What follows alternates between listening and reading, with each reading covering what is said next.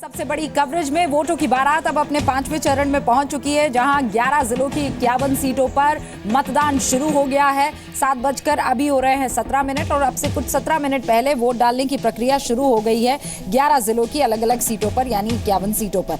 अब मैं आपको ये बता दूं कि हमारे साथ अलग अलग रिपोर्टर्स बने हुए हैं, लेकिन अभी फिलहाल फैजाबाद से हमारे साथ विशाल पांडे हैं और सर्वेश हमारे साथ गोंडा से जुड़ गए हैं। उनका रुख करते हैं। देखिए, गोंडा वो जगह है जहां समाजवादी पार्टी ने पिछली मर्तबा अच्छा खासा प्रदर्शन किया था और 7 में से जो 6 सीटें हैं वो अपने कब्जे में कर ली थी और अब यहाँ भी मुकाबला बहुत दिलचस्प होने वाला है। सर्वेश का रुख कर लेते हैं।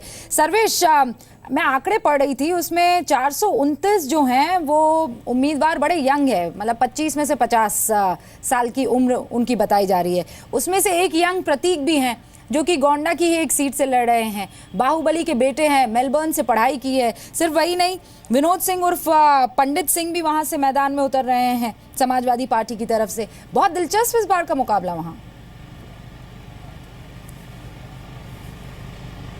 देखिए रुपका, यहाँ का दिलचस्प मुकाबला तो होना ही है, क्योंकि जो पंडित सिंह हैं वो समाजवादी पार्टी में मंत्री भी रहे हैं और उनका भी भतीजा लड़ रहा है। और जो प्रतीक सिंह हैं उनके सामने ही सूरज सिंह, वो पंडित सिंह के भतीजे हैं। उसके साथ ही जो अभी आप कह रही थी कि यहाँ की जो विधानसभा सीटें थी सबसे ज्यादा समाजवादी पार्टी के पास गई थी 2012 में, 7 में से 6 उनके पास है और कटरा बाजार को छोड़ दें जो कि एक बीजेपी के पास है। और अगर हम इसके पिछली बार 2007 में भी देखें तो 4 सीटें जो है वो समाजवादी पार्टी के पास थी।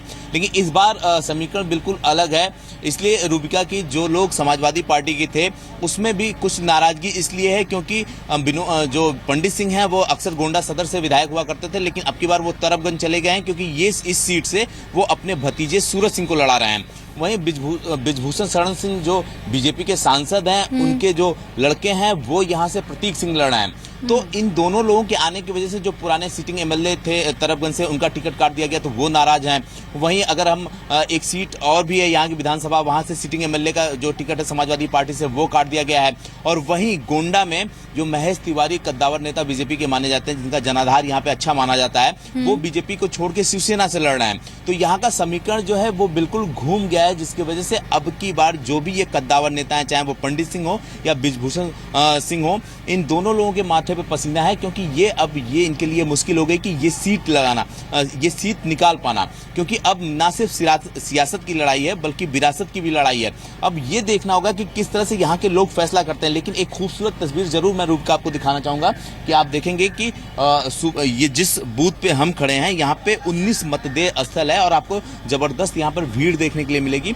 7 बजे से लोग पहले ही यहाँ आके लाइन में लग गए थे। आप देखेंगे कि ये एक मतदेय स्थल है, यहाँ पे आप देखेंगे कि लोग लाइन में लगे हुए हैं। उसके साथ ही अगर मैं आपको सामने दिखाना चाहूँ तो कोई भी ऐसा मतदेय स्थल नहीं है 19 में से जिसपे लोग खड़े ना हों।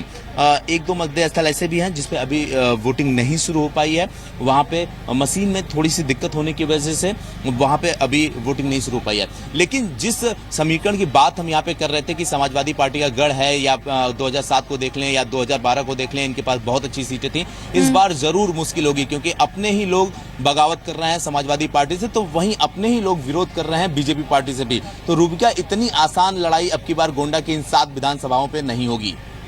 इसलिए क्योंकि यहाँ पर बड़ा अदल बदल का मामला आप बता रहे हैं हुआ है।